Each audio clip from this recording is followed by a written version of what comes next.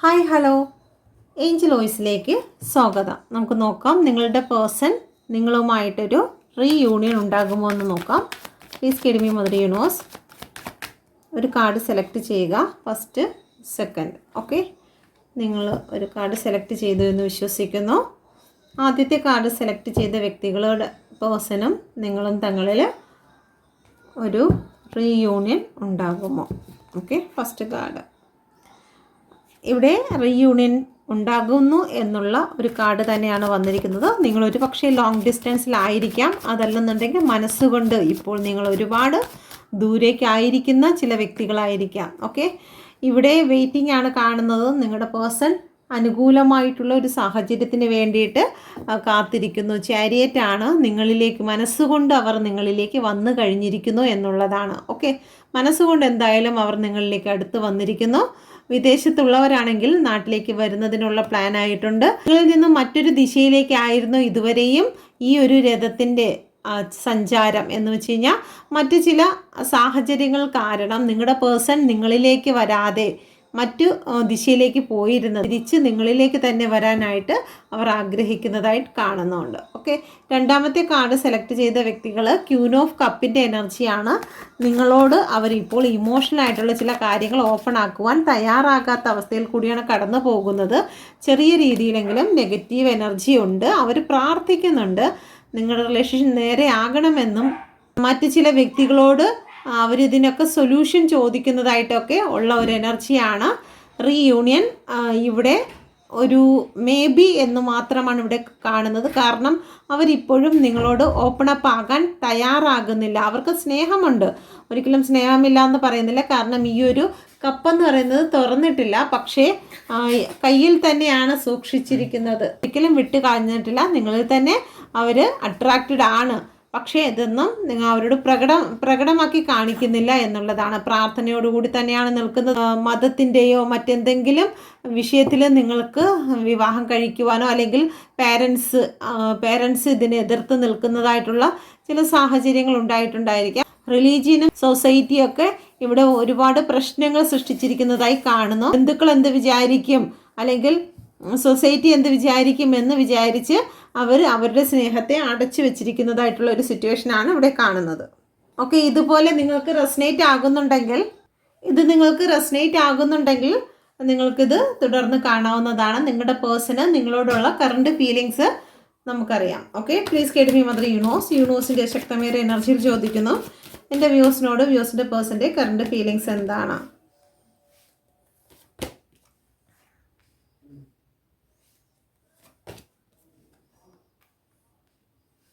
Nine of പെൻറ്റിക്കിളിൻ്റെ എനർജിയാണ്. നിങ്ങളെ അവർക്ക് നല്ല രീതിയിൽ മിസ് ചെയ്യുന്നു. നിങ്ങളുടെ വാല്യൂ എന്തെന്ന് അവർ ഇപ്പോൾ മനസ്സിലാക്കുന്നതായിട്ടുള്ള ഒരു എനർജിയാണ് ഇപ്പോൾ കാണുന്നത്. ഓക്കെ, നിങ്ങളുടെ വാല്യൂ അവർ മനസ്സിലാക്കിയിരിക്കുന്നു. Please give me mother universe. The മൂണിൻ്റെ എനർജി വന്നിരിക്കുന്നു. അവർ നല്ല രീതിയിൽ വിഷമത്തിലാണ്. മറ്റുള്ള വ്യക്തികളെല്ലാം അവരോട് ചോദ്യം ചെയ്യുന്ന രീതിയിലേക്ക് പോയിരിക്കുന്നു. അത് സുഹൃത്തുക്കളായിരിക്കാം, ബന്ധുക്കളായിരിക്കാം, അവരെ ചോദ്യം ചെയ്യുന്ന തലത്തിൽ പോയിരിക്കുന്നതായിട്ടാണ് കാണുന്നത്. ഓക്കെ, അവർക്ക് സ്ട്രെങ്ത് നഷ്ടപ്പെട്ടിരിക്കുന്നു. പാരൻസ് ആയിരിക്കാം, ചില പാരൻസിൻ്റെ ഇടപെടൽ കാരണം ഒരുപക്ഷെ നിങ്ങളെ വിട്ടുകളയേണ്ടി വന്നിട്ടുണ്ടായിരിക്കാം. മനഃപൂർവ്വമായിട്ടെങ്കിലും അവർക്ക് വിഷമത്തോടു കൂടിയാണെങ്കിലും നിങ്ങളെ വിട്ടുകളയേണ്ടി വന്നിട്ടുണ്ടായിരിക്കാം. അതുകൊണ്ട് തന്നെ ഇപ്പോൾ അവർക്ക് സ്ട്രെങ്ത് ഇല്ലാത്ത അവസ്ഥയാണ്. നിങ്ങളുടെ വാല്യൂ അവർ മനസ്സിലാക്കുന്നുണ്ട്, പക്ഷേ നിങ്ങളിലേക്ക് കടന്നു വരാൻ അവർക്ക് സ്ട്രെങ്ത് ഇല്ല എന്നുള്ള ഒരു സിറ്റുവേഷൻ ഇവിടെ കാണുന്നുണ്ട്. ഓക്കെ, ഇവിടെ ഫാമിലി കാർഡും വന്നിട്ടുണ്ട്. ഫാമിലി കാരണമായിരിക്കാം നിങ്ങളുടെ റിലേഷൻഷിപ്പിൽ ഒരു ബ്രേക്കപ്പ് വന്നിരിക്കുന്നത്. Okay, please give me mother യൂണിവേഴ്സിൻ്റെ ശക്തമേറിയ എനർജിയിൽ ചോദിക്കുന്നത് എന്തുകൊണ്ടാണ് ഇവിടെ കിങ് ഓഫ് സോഡിൻ്റെ എനർജി വന്നിരിക്കുന്നത്? കിങ് ഓഫ് സോഡിൻ്റെ എനർജി ഇവിടെ സാമ്പത്തികവുമായി ബന്ധപ്പെട്ട് അല്ലെങ്കിൽ പ്രയോറിറ്റിയുമായി ബന്ധപ്പെട്ട് നല്ല രീതിയിൽ വഴക്കുകളും ഈഗോ പ്രശ്നങ്ങളും ഉണ്ടായതായി കാണുന്നു. ഒന്നുകിൽ നിങ്ങൾ വഴക്കിട്ടിട്ടുണ്ടായിരിക്കാം, നിങ്ങൾക്ക് പ്രയോറിറ്റി നൽകുന്നില്ല, കുടുംബജീവിതത്തിൽ നിങ്ങൾക്ക് ഒരു വാല്യൂവും ഇല്ല, മറ്റുള്ള വ്യക്തികൾക്കാണ് കൂടുതൽ വാല്യൂ കൊടുക്കുന്നത്, ഇഗ്നോർ ചെയ്ത് എന്നൊക്കെ വിചാരിച്ച് നിങ്ങൾ ഒരുപാട് വഴക്കിട്ടിട്ടുണ്ടായിരിക്കാം. ഓക്കെ, അപ്പോൾ ആ ഈഗോ പ്രശ്നങ്ങളും വഴക്കുകളും ഒക്കെ നിങ്ങളുടെ പേഴ്സൺ ഈ ഒരു സമയത്ത് ഓർക്കുന്നുണ്ട്. നിങ്ങൾക്ക് യാതൊരുവിധ വാല്യൂവും നിങ്ങളുടെ പേഴ്സൺ തന്നില്ല എന്ന് അവർ മനസ്സിലാക്കുന്നുണ്ട്. ഓക്കെ, അവരുടെ കുടുംബ ജീവിതത്തിൽ അല്ലെങ്കിൽ അവരുടെ പേഴ്സണൽ ലൈഫിൽ അവർ പല വ്യക്തികൾക്കും ഒരുപാട് വാല്യൂ കൊടുത്തിട്ടുണ്ട്. ഓക്കെ, അവരുടെ ജോലിക്ക് അവർ ഒരുപാട് വാല്യൂ കൊടുത്തിരിക്കുന്നു, അവരുടെ സ്വത്തുക്കൾക്ക് അവർ ഒരുപാട് വാല്യൂ കൊടുത്തിരിക്കുന്നു, അവരുടെ ഫ്രണ്ട്സുകൾക്ക്, അവരുടെ കൂടെ നിൽക്കുന്ന സഹോദരങ്ങൾക്ക്, അവരുടെ കൂടെയുള്ള പല ആൾക്കാർക്കും അവർ വാല്യൂ കൊടുത്തിരുന്നു. പക്ഷേ നിങ്ങളെന്നുള്ള വ്യക്തിക്ക് യാതൊരു വാല്യൂവും തന്നിരുന്നില്ല, നിങ്ങളെന്നുള്ള വ്യക്തിക്ക് യാതൊരു വാല്യൂയും തന്നിരുന്നില്ല എന്ന് അവർ മനസ്സിലാക്കുന്നു. ആ ഒരു സമയത്തൊക്കെ അവർ നിങ്ങളോട് ഒരുപാട് ദേഷ്യം കാണിക്കുകയും ഈഗോ കാണിക്കുകയും ചെയ്തിരുന്നു. എന്നാൽ യഥാർത്ഥത്തിൽ അവർക്ക് നിങ്ങളോട് സ്നേഹമുണ്ട്. പക്ഷേ അവർ ആ ഒരു സ്നേഹമെന്ന് മറ്റുള്ളവരുടെ മുമ്പിൽ വെച്ച് അത് പ്രകടമാക്കാനൊന്നും നിന്നിട്ടില്ല. മറ്റുള്ളവരുടെ മുമ്പിലൊക്കെ അവർ ഭയങ്കരമായിട്ട് നിങ്ങളോട് എതിർത്ത് നിൽക്കുന്നതായിട്ടും ദേഷ്യപ്പെടുന്നതുമായിട്ടുള്ള ഒരു വ്യക്തിയായിട്ടാണ് അവർ സ്വയം ചിത്രീകരിച്ചത്. പക്ഷേ ഇപ്പോൾ അവർക്ക് നിങ്ങളെ ഒരുപാട് വാല്യൂ ഉള്ള ഒരു വ്യക്തിയായിട്ടാണ് നിങ്ങളെ മനസ്സിലാക്കുന്നത്.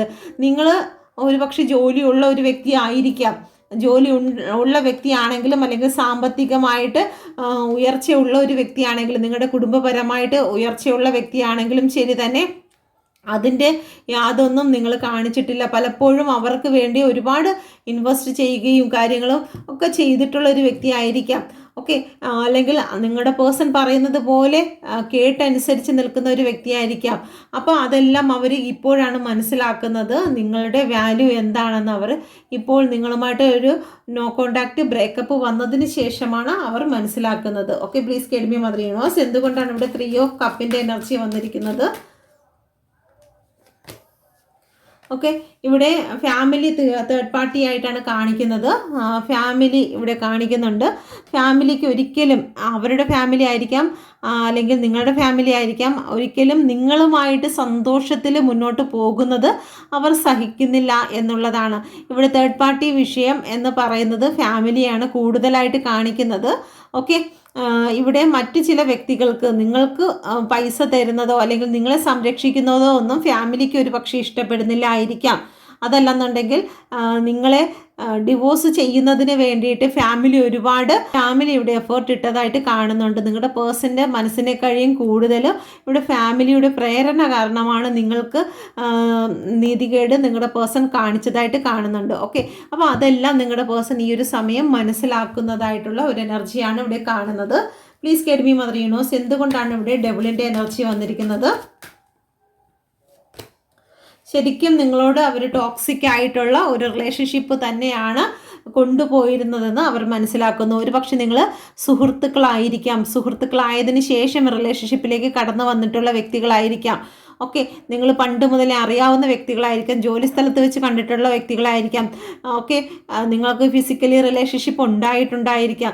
അങ്ങനെയൊക്കെ നിന്നിരുന്ന സമയത്ത് പോലും നിങ്ങളുടെ പേഴ്സൺ നിങ്ങളോട് ഒരുപാട് കൺട്രോൾ നേച്ചറായിരുന്നു. നിങ്ങളെ ഹൃദയം കൊണ്ട് ഒരുപാട് പെയിൻ തന്നിട്ട്, നിങ്ങളുടെ ഹൃദയത്തിൽ ഒരുപാട് പെയിൻ തന്നിട്ടുള്ള സിറ്റുവേഷൻ ഉണ്ടായിട്ടുണ്ടായിരിക്കാം. അപ്പോഴെല്ലാം നിങ്ങൾ അവരെ സ്നേഹിച്ച് അവരോടൊപ്പം തന്നെയാണ്, അവരുടെ ഇഷ്ടങ്ങൾക്ക് വേണ്ടിയിട്ട് മാത്രമാണ് നിങ്ങൾ നിന്നത്.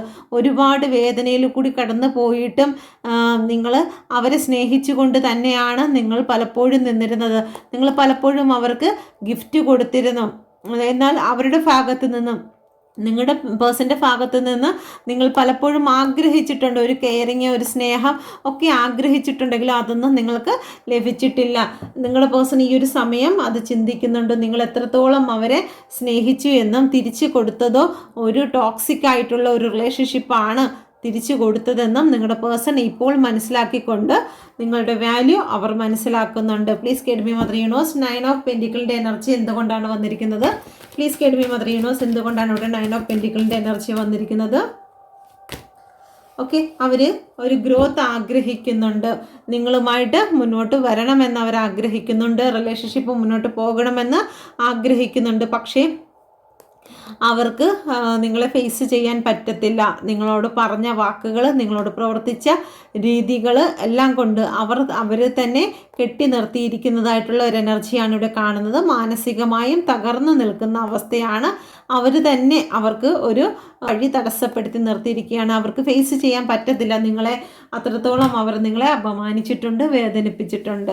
ഓക്കെ, അപ്പോൾ അവർ ഉള്ളിൻ്റെ ഉള്ളിൽ അവർക്ക് റിലേഷൻഷിപ്പൊക്കെ നല്ലതായിരുന്നു എന്നൊക്കെ ഇപ്പോൾ ഓർക്കുന്നുണ്ട്. പക്ഷെ നിങ്ങളിലേക്ക് എത്തുന്നതിൽ വളരെ ബുദ്ധിമുട്ടാണ് കാണുന്നത്. ഓക്കെ, അപ്പോൾ ഇതാണ് നിങ്ങളുടെ റീഡിങ്. നിങ്ങൾക്കിത് റെസനേറ്റ് ആയിട്ടുണ്ടെങ്കിൽ നിങ്ങൾ ദയവായി എൻ്റെ ചാനൽ കൂടി സബ്സ്ക്രൈബ് ചെയ്യുമെന്ന് വിശ്വസിക്കുന്നു. Thank you. God bless you.